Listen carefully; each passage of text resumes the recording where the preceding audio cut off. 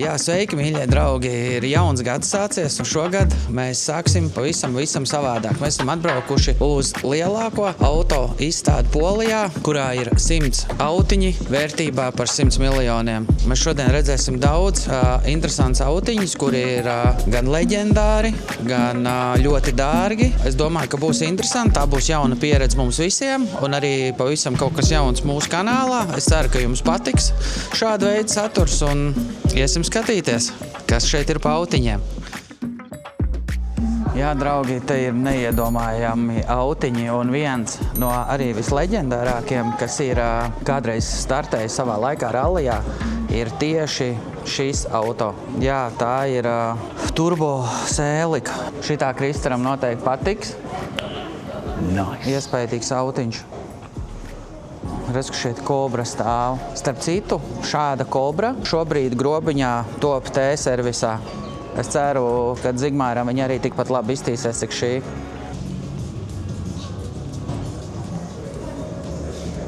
Pirmo reizi dzīvē redzu kanču aparātu blaķeni. Ritīgi labs, te ir izdomi bijis viss kārtībā, kādam amerikāņu autiņu daudz. Arī viens no leģendāriem autiņiem un arī iespaidīgiem, starp citu Latvijā, arī ir šitāds autiņš Tatra. Un arī pie mums bija Retro Liepājā atbrauc, starp citu, to autiņu arī var redzēt video Retro Liepājā. Ja neesi redzējis, noteikti noskaties, kur bija šāds ķiršu sarkans. Ja es nemaldos, vīrs bija no Mērsraga atbraucis ar šādu auto iespaidīgu. Grūti pat ir iedomāties, kad ar šādu tipu autiņu kādreiz ir braukuši rallijā cilvēki.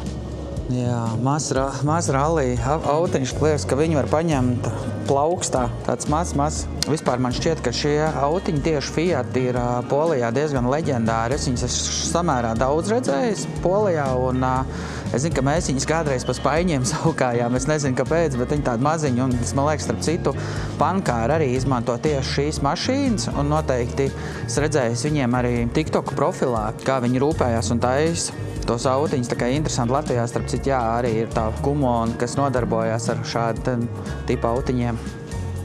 Šāds sporta BMW. Ļoti iespaidīgi autiņi. Jā, arī Jaguāriem šīs noteikti ir jau leģendāras mašīnas.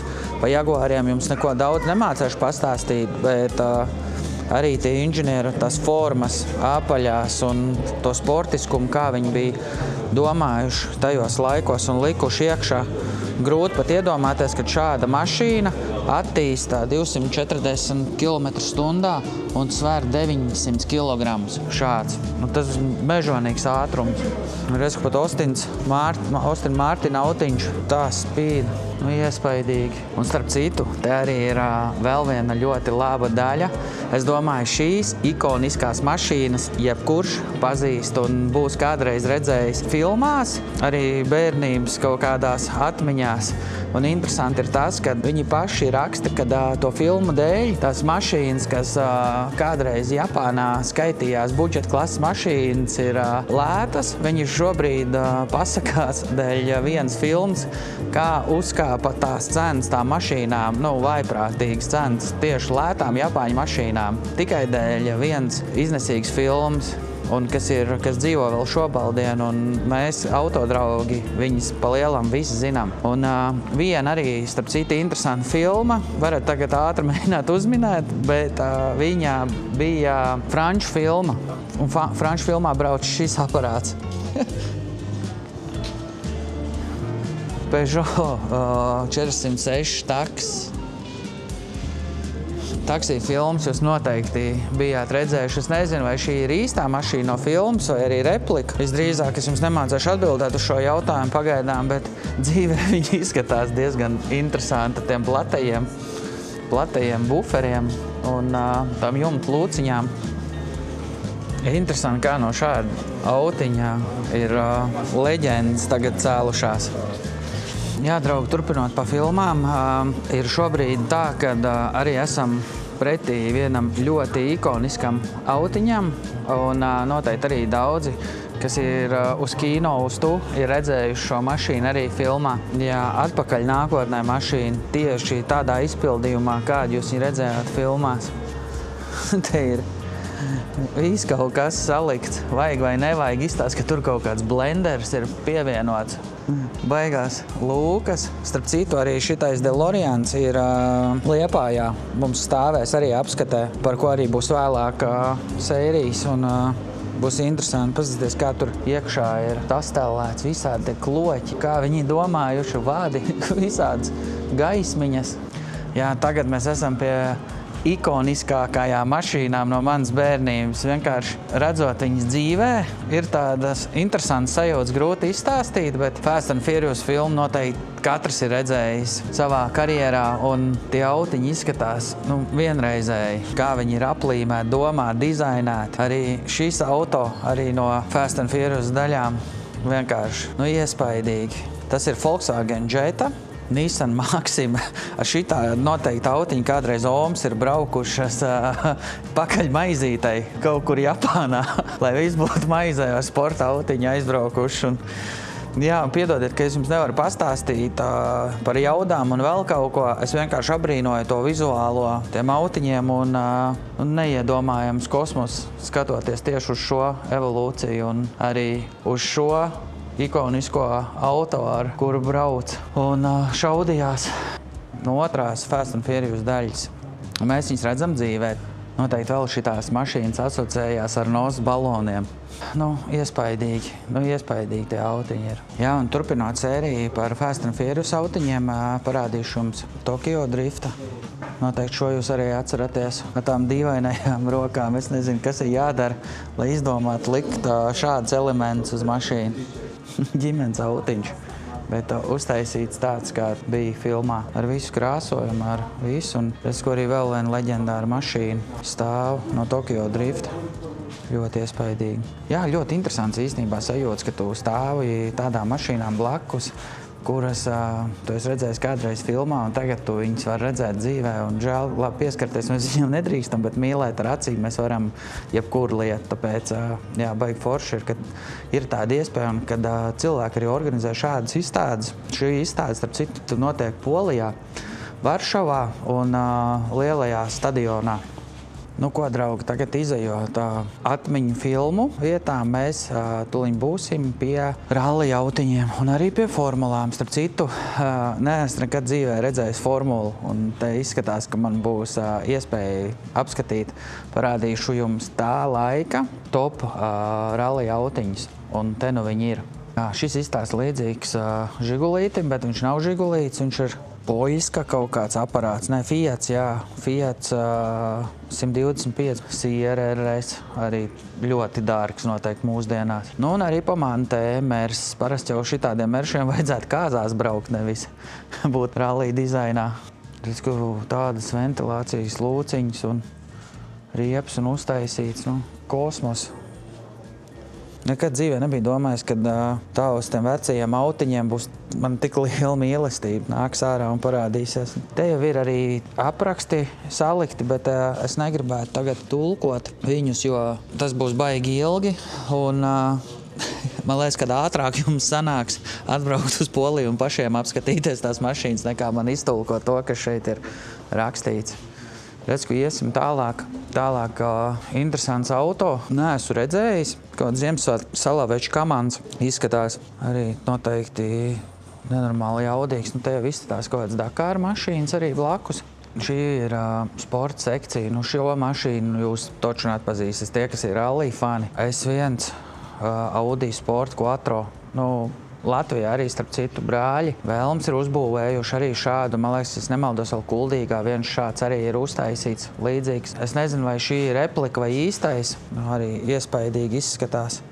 Arī tos braucējus es nepateikšu, kas ir braukuši šādu veidu mašīnām. Redz, ko ir ielas, sporta mašīna arī. Pa urkām, man liekas, viņi sauca savā laikā vai kā. Iespaidīgi. Redz, ko šeit arī pat var redzēt to auto darbībā, kas mums šeit stāv blakus. Izstāsta, tas ir leģenda rallijs. Jā, viņš stāv tieši šeit blakus mums. Iespaidīgi. Arī tāpat arī Porsche. Porsche vispār cits līmenis. Šitās izstāsta šoseja mašīnas. Arī tāda ļoti dārga noteikti. Turpināsim arī vēl redz, ka šoseja mašīnas ir Mercedes. Arī motocikli te ir vairāki. Un kas tas tāds ir, man toči nav ne mazākā nojausma, kaut kāds monstrs izskatās. Tā kā ātruma laiva līdzīga, tikai uz riteņiem. Reiz kur Renault, citi teica, ka Renault vēl ir parastās mašīnas kaut kāds, bet sportam viņas ir. Labi, šitam Renault ir problēma, ka viņam jau mīkst riepa ir arī stāvot. Aizmugurējā palikusi, bet labi, tas nekas. Un pirmās formulas, kā cēlās, kur te ir šāda motors. Un beidzot es dzīvē redzu īstu formulu F1. Te ir arī aprakstiņš. Šī ir Šumahera. Šitais zosenīt bišķiņu uzsit man tagad. Jā, un pa lielam viss ir sācies autosportā no kartinga. Šeit ir kartings, šeit ir nākamais, un tad ir secīgi. Bet tā formula ir interesants autiņš. Noteikti, ja būtu man iespējas, arī gribētu tādu paprovēt, izbraukt kaut kādu aplīti. Tuliņ jums parādīšu vispār kaut ko ļoti ikonisku. Tikko no trases izstāst, ka ir nobraukusi tā mašīna. Jā, šitās lielās lampas, kas viņiem šeit ir, izskatās līdzīgi, kā manam vecajam Mersim bēdīgajam. Tas kā riepas no asfalta ir, tās visi riepa nospiedumi. Jā, te tiešām ir ko redzēt, un tas ir to vērts. Un es pilnīgi ticu, ka tā arī ir, kā ir rakstīts, kad visi 100 autiņi arī maksā tos 100 miljonus. Tas, prātam, neaptveram ir. Tā šeit izskatās. Jā, un arī teit aiziesim, pastīsimies ļoti dārgus autiņus arī, ko es dzīvē arī pat tādu nebija nekad redzējis. Viens no viņiem ir Nissans GTR Nismo. Tad, kad Krister, mēs ar YouTube paliksim bagāti, es tev uzdāvināšu šādu, lai labāk montējās visus mūsu videoklipu tev. Un mēs varam braukt uz darbiņa tādu. Jā, redz, ko Lambo stāv kabrioletā. Interesanti ir arī tas, ka es pirmo reizi dzīvē redzu Lambo un esmu tik tuvu viņam klāt. Un man likās, ka tie autiņi, Huracans, jā, Evo Spiders, man likās, ka tie autiņi ir krietni lielāki izmēros un masīvāki, bet tāds Volkswagen Polo vien ir, tikai uzpūsts. Redz, ko Lambo sākums. Interesanti, ka Lamborghini vispār sākās no traktoriem. Viņi sāka ražot traktorus, vismaz vēsturiski tik daudz es zinu, vairāk es nezinu. Redz, ka viens no pirmajiem eksemplāriem. Šis ir vispār arī kosmos. Visas tās līnijas, malas izdomāt, uztaisīt, iespaidīgi. Tie diski un ikoniskās durvis, kas ceļās uz augšu. Tāpat arī Dodge Viperi. Dodge Viperi arī ir ikoniska sporta mašīna. Dodge Vipers ir krietni lielāks nekā Lamborghini. Hameleona autiņš. Šie visi autiņi sirsniņi silda. Tā, ka ļoti silda. Pastīsimies, kas notiek luksus pasaulē lielajā. Alfa Romeo Spiders. Arī, man liekas, ļoti dārga mašīna šobrīd. Šeit var parādīt bišķiņu motoru telpu. Lotus. Pantera. Un šeit jau ir Ferrari sākās. Ferrari ir arī izmēros, viņš ir krietni lielāks nekā Lambo. Viņš ir garš, viņš tiešām ir liels. Jā, Lambo sākās, tie, kas varbūt nezina, Lambo sākās tieši no šiem no traktoriem Lamborghini. Šis ir priekštecis tagad labi zināmajai, ikoniskajai Lamborghini sporta mašīnai. Te pilnīgi žēl, ka jūs to nejūtat, bet te var sajust to veco auto benzīnu smaržu. Šāds mēs redzam Latvijā diezgan daudz vēl. Ir pat arī vaboļu klubs, kas rūpēs par tiem autiņiem un brauc. Šis varētu būt manam draugam Kanēlim sapnis, bet lai gan jau nē, viņam nepatīk retro mašīnas, bet arī inčīgs bembīts. Šitos arī var Polijā daudz dabūt. Es esmu marketplace'ā skatījies un viņi ir diezgan pieejami šeit. Bet arī tā vēsture ir cēlusies no šīm visām mašīnām. Man liekas, kas tā būtu pa izstādi, ja mēs izstādā ikonisko Robiju Vītola multiplu neredzētu. Man liekas, ka tikai multipls Latvijā asociējās ar viņu šobrīd. Tie, kas seko līdzā YouTube'am un skatās par autiņiem, es nezinu, kādu iemeslu dēļ viņi ir ielikuši šo mašīnu tādā izstrādē, bet es viņai pat 200 eiro par to mašīnu nemaksātu. Bet, laikam, vērtība viņai ir. Multipla Polijā maksā 60,000 zloti.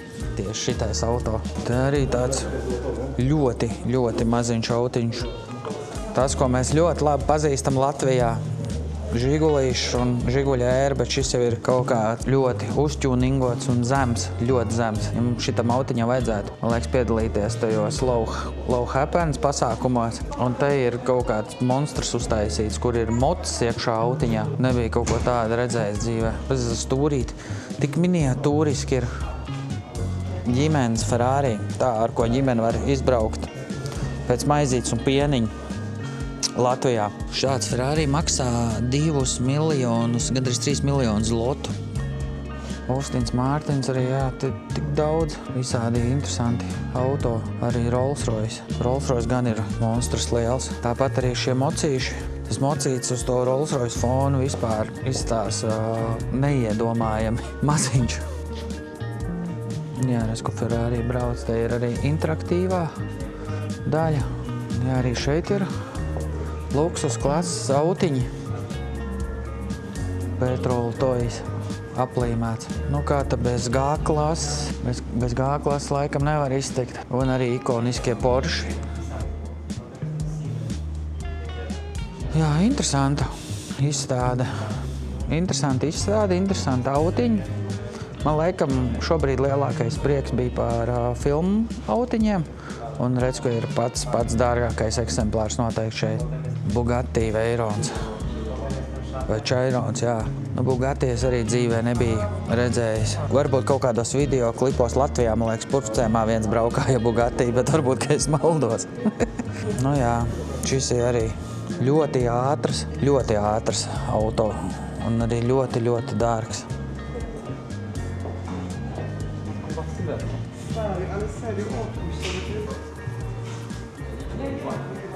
Pagānī pats Pagānī stāv. Tieši šīs autiņš 100 km/h 2,9 sekundēs un maksā viņš 17 miljonu uz lotu. 17 miljonu. Nu, dizaineri ir dikti domājuši. Un arī te ir padomāts par bērniem. Tepat ir tāda trasīta, kur tu vari ar radio vadamām mašīnām sacensības taisīt. Baigi interesanti izdomāts. Tā kā jā, ļoti bagātā un interesanta izstāde ar ļoti daudzām ikoniskām mašīnām, gan rallija mašīnām, gan filmu mašīnām. Vispārējo reizēm arī man ir nostalģiski sajūta, ka būtu forši kaut ko varbūt no kādas ikoniskas mašīnas kādreiz arī uzbūvēt, līdzīgi kā mēs to darījām mini rallija gadījumā, kad izdomāju, ka es arī gribu kaut kādu rallija mašīnu, un tad uzbūvēju Moskviču, ar kur mums gāja diezgan daudz visādi interesanti stāsti un notikumi, kas vijās cauri. Tēt lēnām nāk arī kaut kāda dīvaina dulluma virsū, ka iespējams, ka vajadzētu kaut kādu inčīgu projektu arī, kas ir saistīts varbūt kaut kādām ikoniskām lietām, bet, laiks rādīs, tad mēs arī redzēsim. Jā, iespaidīgi, tiešām iespaidīgi. Es jums tiešām arī ieteiktu kādreiz atbraukt. Varšavā nav tālu no Latvijas, ir 8 stundu braucienā. Starp citu, jā, aizmirst pieminēt, šī izstāde notiek no decembra viņa notiek līdz 1. martam, tā kā, ja kādam ir plāns ceļojumā braukt uz šo pusi janvārī vai februārī vai martā, noteikti iebraucat, apskatāties, jo dzīvē ir baigi grūti kaut ko tādu redzēt, un šī ir viena no unikālajām iespējām piepildīt to un redzēt. Tiešām tiem, kam interesē, tas nav uzspiests atbraukt uz šejienu un apskatīties, bet mana pieredze rāda, ka tas ir ļoti motivējoši, un pēc tam tu arī ja tu ar benzīnu uz to un autiņiem uz to, tad tev ļoti tas ir vajadzīgs, tā kā motivācijas pēc kaut tai. Un arī, lai sirsniņa sildītu. Nu ko, draugi, jā, paldies, kad jūs bijāt šajā lielajā piedzīvojumā ar manīm kopā Varšavā. Es ceru, ka es jums esmu nodevusi arī kaut drusciņa motivāciju un kaut ko jaunu parādījis saistībā ar autiņiem, ne tikai retro autiņiem, bet arī ar superauto. Un jā, liels paldies, ka jūs man esat, turpināt piesakot kanālam, un noteikti mēs turpināsim veidot šādu veidu saturu un varbūt pat biežāk pabraukāsim pa Eiropu un auto izstādēm. Un noteikti, ka drīz tiksimies arī kādā citā video. Paldies, skatītāji, ka tu sako mums līdzi un novērtē to, ko mēs darām.